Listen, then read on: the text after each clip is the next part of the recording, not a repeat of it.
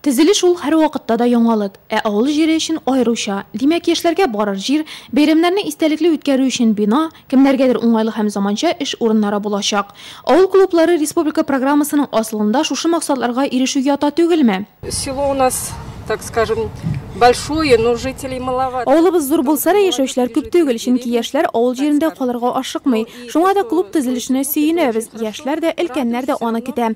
Әлегә объект сафка баскач, авылда тормыш кайный башлар дип уйлыйбыз.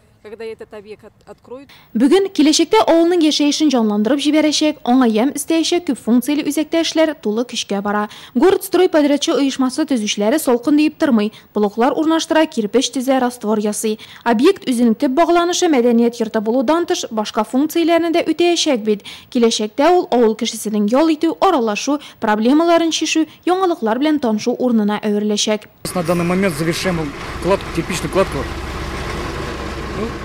Хәзерге вакытта кирпеч өю эшләре тәмамланып килә. Түбәне җыюга күчәбез. 12 кеше иртәнге сәгать 7 яртыдан эшли башлый. Бу объектны 1 июньгә төгәлләргә ниятлибез.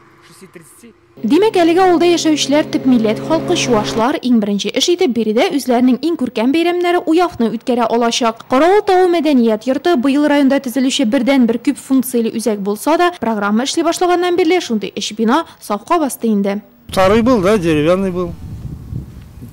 Поэтому, конечно, нужен был.